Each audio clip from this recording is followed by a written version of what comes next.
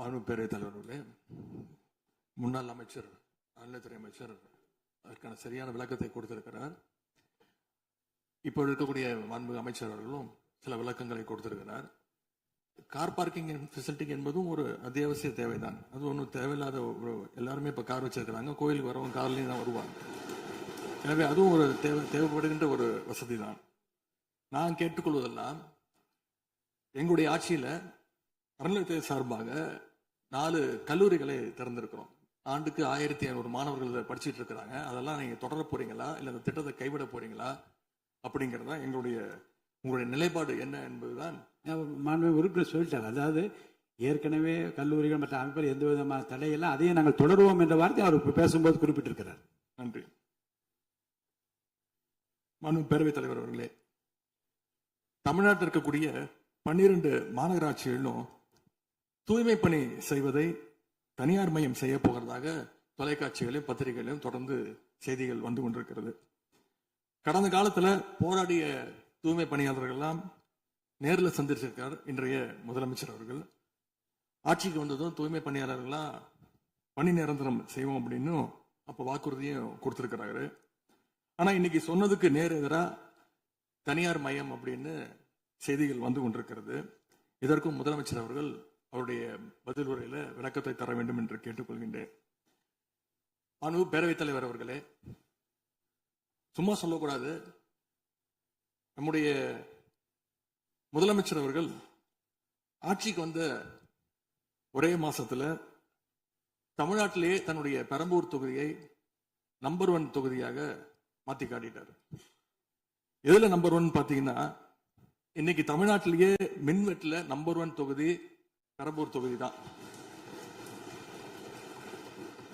அதுவும் ஆளுங்கட்சிக்காரங்க என்ன தெரியுமா பேசிக்கிட்டு இருக்காங்க? அண்ணன் பவருக்கு வந்தா தமிழ்நாடு மாறும்னு பார்த்தோம். ஆனா அண்ணன் கைக்கு பவர் வந்த நாள்ல இருந்து தமிழ்நாட்டுக்கே பவர் போயிடுச்சு அப்படின்னு இன்னைக்கு ஆளுங்கட்சிக்காரர்கள் பேசிட்டு இருக்கிறாங்க.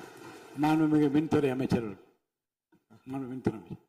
மாண்புமிகு பேரவைத் தலைவர் அவர்களே, மாண்புமிகு முதல்வர் அவர்களே, மாண்புமிகு எதிர்கட்சி தலைவர் சொல்றப்ப தமிழ்நாட்டுக்கு ஏதோ மின்வெட்டு இருக்குன்னு சொல்லியிருந்தாரு. நாங்கள் ஒவ்வொரு நாளும் தமிழ்நாட்டில் எங்கெங்க எதனால மின்வெட்டு விழுதுன்னு நம்ம பப்ளிஷ் பண்ணிட்டே வரோம். டேஷ்போர்ட் பப்ளிஷ் பண்ணிட்டே வரோம். அதுல எதனால என்ன காரணம்னு சொல்லிட்டே வரோம். இந்த துறை ஏன் இப்படி இருக்குன்னு நாங்க ஏற்கனவே தெளிவா சொல்லிடுறோம். இந்த துறையோடைய இன்னைக்கு நிதிநிலை அறிக்கையில இந்த துறையில 2.5 லட்சம் கோடி கடன் இருக்கு. அது இல்லாமல் இந்த துறையில எந்தவித இன்ஃப்ராஸ்ட்ரக்சர் டெவலப்மெண்ட்டும் இவங்க கடந்த 5 ஆண்டுகள் 15 ஆண்டுகள் செய்யப்படவில்லை. இது சம்பந்தமாக விரிவான வெள்ளை அறிக்கை விரைவில் வெளியிடப்படும் நம்ம ஏற்கனவே சொல்லிடுவோம். அது இல்லாமல் இந்த துறைக்கு கடந்த 5 ஆண்டுகளாக எவ்வளவு பேர் ஆள் எடுத்தார்கள் என்று, எவ்வளவு பேர் வேலைக்கு ஆள் எடுக்கப்பட்டது என்பதையும் நாங்கள் விளக்க இன்னும் ஒரு சில நாட்கள்ல இதற்கான விளக்கமாக வெள்ளை அறிக்கையை நாங்கள் கண்டிப்பாக வெளியிடுவோம். இந்த துறையில் பாத்தீங்கன்னா இப்ப வேக்கண்ட் மட்டும் 70,000 வேக்கண்ட் இருக்கு. இது எல்லாம் சீரமைத்து இந்த ஒரு வாரமாக 10 நாட்களாக மொத்தம் 125 குழுக்கள் அமைக்கப்பட்டிருக்கு. இந்த துறையில நம்ம எதனால இந்த மின்வெட்டுகளை சரி செய்ய 125 குழுக்கள் அமைக்கப்பட்டு 500 பேர் வெளியிலிருந்து கான்ட்ராக்ட் எல்லாம் எடுக்கப்பட்டு எங்கெங்கெல்லாம் மின்வெட்டுகள் இருக்கோ அது சரி செய்யப்பட்டிருக்கு. கடந்த ஒரு வாரமா நீங்க பாத்திருப்பீங்க. ஒவ்வொரு நாளும் எதனால் மின்சாரம் தட்டுப்படுதுன்னு சொல்லி பப்ளிஷ் பண்ணிட்டே இருக்கோம். பொதுவாக குற்றச்சாட்டுகள் சொல்லுவதை தவிர்த்து விட்டு எங்க ஸ்பெசிபிக்கா எந்த நாள்னு சொல்லிட்டு பெரம்பூர்ல அதான் சொல்றோமே, பெரம்பூர்ல எத்தனை முறை மின்சாரம் தட்டுப்படுச்சு, எதனால தட்டுப்படுச்சு, எவ்வளவு நேரத்தில் அது சீர் செய்யப்பட்டது, சரி செய்யப்பட்டதுன்னு பார்த்திருக்கோம். எங்கெங்கெல்லாம் ஃபியூஸ் திருட்டுகள் நடக்கப்பட்டதோ அவர்களெல்லாம் கைது செய்யப்பட்டிருக்கிறார்கள். அதே மாதிரி வேற எங்கெல்லாம் சிசிடிவி இல்லாத இடத்தில் இருக்குதோ அங்கெல்லாம் ரோந்து பணிகள் அதிகரிக்கப்பட்டிருக்கு. கடந்த 10 நாட்களாக எங்கெங்கெல்லாம் தேவையில்லாமல் மின்வெட்டுகள் ஏற்படுத்தப்பட்டதோ, ஓவர்ஃப்ளோ லோடு அதிகமாக அனுப்பப்பட்டு அதெல்லாம் உடனடியாக சீரமைக்கப்பட்டிருக்கு. ஒவ்வொரு நாளும் குறைஞ்சது 50 to 55 இடத்துல மின்சாரம் தட்டுப்பாடு அங்கங்க மின்வெட்டு ஏற்படுது. சோ அதுல 35 இடத்துக்கு கீழேயாவது 1 மணி நேரத்துக்குள்ள சரி செய்யப்பட்டு வருகிறது. அதற்கான டேஷ்போர்டுக்கு தெளிவாக எதிர்கட்சி தலைவர் பார்த்து விட்டு பேசினால் நன்றாக இருக்கும். மாண்புமிகு முன்னாள் அமைச்சர் மாண்பு உறுப்பினர் செந்தில் பாலாஜி அவர்கள். மாண்புமிகு பேரவைத் தலைவர்களே, எங்களுடைய எதிர்கட்சி தலைவர்கள் சொன்னார்கள் மின்வெட்டு சம்பந்தமாக. இப்போதைய அமைச்சர் அவர்கள் அது குறித்து கருத்துக்களை சொன்னார்கள். கடந்த 5 ஆண்டுகளில் சீரான மின் விநியோகத்திற்கு 393 துணை மின் நிலையங்கள் அறிவிக்கப்பட்டு அதற்கான பணிகள் பெரும்பான்மையாக முடிக்கப்பட்டு பயன்பாட்டிற்கு கொண்டு வரப்பட்டிருக்கின்றன. ஒவ்வொரு ஆண்டும் தேவைக்கேற்ப கூடுதல் மின் தேவை ஏற்படுகின்ற பொழுது அதற்கான ஏற்பாடுகள் செய்யப்பட்டு புதிய மின் உற்பத்தி திட்டங்கள் வரை அறிவிக்கப்பட்டு அது செயல்பாட்டுக்கு கொண்டு வரப்பட்டிருக்கின்றன. ஏறத்தாழ 90,000 மின்மாற்றிகள் கடந்த 5 ஆண்டுகளில் புதிதாகவும் பழுந்தடைந்ததையும் மாற்றி சீரமைக்கப்பட்டன. ஒரு அமைச்சர்கள் ஒரே நிமிஷம் சொல்லி முடிச்சார். அதாவது ஒவ்வொரு ஆண்டும் கூடுகின்ற பொழுது மின் தேவை கூடுகின்ற பொழுது அதற்கான ஏற்பாடுகளை நிர்வாக ரீதியாக செய்ய வேண்டியது அரசினுடைய கடமை. ஒரு அரசு பொறுப்பேற்ற பிறகு முதல் முறையாக அந்த அரசினுடைய துறையினுடைய உயர் அதிகாரிகளை அழைத்து ஆய்வு கூட்டங்களை நடத்தி என்னென்ன குறைபாடுகள் இருக்கின்றன அதை எப்படி நிவர்த்தி செய்யலாம் என்பது களையெடுக்க வேண்டியது அரசினுடைய கடமை, துறையினுடைய கடமை. எனக்கு தெரிந்தவரை இதுவரை மின்துறையில் அந்த மின் விநியோகத்தில் இருக்கக்கூடிய துறையினுடைய அதிகாரிகள் ஆய்வு கூட்டங்கள் வரை இதுவரை நடைபெறவில்லை. அதைத்தான் அங்கு பணியாற்றக்கூடியவர்கள் சொல்கின்றார்கள்.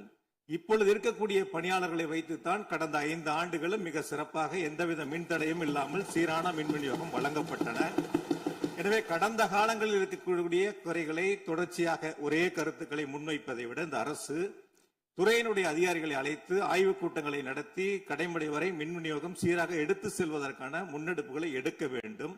எங்களுடைய எதிர்க்கட்சி தலைவர் துணை முதலமைச்சராக இருந்த பொழுது அவருடைய சேப்பாக்கம் திருவல்லிக்கேணியிலேயே பல்வேறு மின் திட்டங்களை தங்களுடைய திருக்கரங்களால் தொடங்கி வைத்திருக்கின்றார்கள். அது அனைத்து தொகுதியிலும் அனைத்து மின் திட்டங்களும் சிறப்பாக கடந்த 5 ஆண்டுகளில் நிறைவேற்றப்பட்டிருக்கின்றன. அதையும் நீங்கள் எடுத்து பார்த்து இனி என்னத்தை நீங்க உங்களுடைய பத்திரிகை செய்தியிலேயே கொடுத்திருக்கிறீங்க. 100க்கும் மேற்பட்ட துணை மின் நிலையங்கள் 10,000 கோடியில் பணிகள் தற்பொழுது நடைபெற்று வருகின்றன என்று உங்களுடைய பத்திரிகை செய்தியில இருக்கு. அப்ப இதெல்லாம் கடந்த காலங்களில் தொடங்கப்பட்ட திட்டங்கள். நீங்க எதையும் தொடங்கலன்னு பொத்தாம் பொதுவா சொல்வதை விட்டுவிட்டு என்னென்ன கூடுதலாக நாம் எடுத்துக்கொள்ள வேண்டும் என்பதை கவனத்திலே இந்த அரசு கொள்ள வேண்டும். மாண்புமிகு பேரவைத் தலைவர் அவர்களே, மாண்புமிகு உறுப்பினர் மாண்புமிகு உறுப்பினர் சொன்னப்ப சொன்னாரு அறிவிப்புகள் நிறைய செஞ்சிருக்கோம்னு. கடந்த ஆட்சியில் அறிவிப்புகள் மட்டும்தான் செஞ்சிருக்காங்க, எதையும் செயல்படுத்தவில்லை. அது இல்லாமல் அவர் சொல்லியிருக்கிறார் நாங்கள் அது சம்பந்தமாக வெள்ளை அறிக்கை 2 நாள்ல வெளியிடுவோம். நீங்க அமைதியா இருக்கலாம், 2 நாள்ல அது சம்பந்தம் வெளியிடுவோம். அது இல்லாமல் 90,000 டிரான்ஸ்பார்மர் வாங்கியதாக சொல்லியிருக்கிறார். அதில் 44,000 டிரான்ஸ்பார்மர் வாங்கியதற்கான சிபிஐ வழக்கு பதிவு செய்துள்ளது. அதுல அவங்க வாங்கின லட்சணம், எந்த லட்சணத்தில் அந்த டிரான்ஸ்பார்மர் வாங்கப்பட்டது அப்படின்னு தெரியும். அது இல்லாமல் அதற்கு முன்னால் இருந்த மின்சாரத்துறை அமைச்சர் அங்கே அமைதியா உட்கார்ந்து இருக்கிறார். முன்னால் இருந்த மின்சாரத்துறை அமைச்சர் அமைதியா உட்கார்ந்து இருக்கிறார். இது தேவையற்ற விவாதத்தை எழுப்ப வேண்டாம். 2 நாட்கள்ல வெள்ளை அறிக்கை வெளியிடப்படும். அதற்கப்புறம் மின்சாரத்துறை மானிய கோரிக்கை சம்பந்தமாக அடுத்து மின்சாரத்துறை மானிய கோரிக்கை வரும்பொழுது தெளிவாக பேசிக் கொள்ளலாம். ஏற்கனவே நீங்கள் செஞ்ச எல்லாமே எவ்வளவு தூரம் டிரான்ஸ்பார்மர் வாங்குனீங்க எல்லாமே சிபிஐல 3 வருடம் கடுமையான போராட்டத்திற்கு அப்புறம் சிபிஐல வழக்கு இருக்கு. எல்லாம் விரிவாக மின்சாரத்துறை மானிய கோரிக்கை பேசிக்கலாம். 2-3 நாட்களில் வெள்ளை அறிக்கை வெளியிடப்படும், அப்போது பேசிக் கொள்ளலாம். வழக்கு விசாரணை உள்ளதை பற்றி மாண்பு அமைச்சர் பேசியது நீக்கப்படுகிறது. லட்சணம் என்ற வார்த்தை நீக்கப்படுகிறது. மாண்பு எதிர்கட்சி தலைவர் அவர்கள் இனி குறுக்கீடுக்கு அனுமதி இல்லை.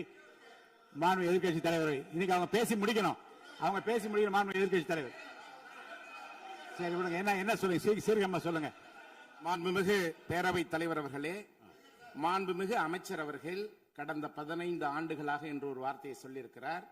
கடந்த 15 ஆண்டுகளுக்கு முன்பாக மாண்புமிகு இதய தெய்வம் புரட்சி தலைவி அம்மா அவர்கள் தமிழகத்துடைய முதலமைச்சராக இருந்த பொழுது தமிழகத்தை மின் மிகை மாநிலமாக மாற்றி தமிழ்நாட்டிற்கு தேவையான மின் உற்பத்தியை விட அதிகமாக உற்பத்தி செய்து அண்டை மாநிலங்களான கேரளா, கர்நாடகா, ஆந்திரா போன்ற மாநிலங்களுக்கு மின்சாரத்தை விற்பனை செய்த மாநிலம் தமிழ்நாடு என்பதை இந்த அவையிலே பதிவு செய்கிறேன்.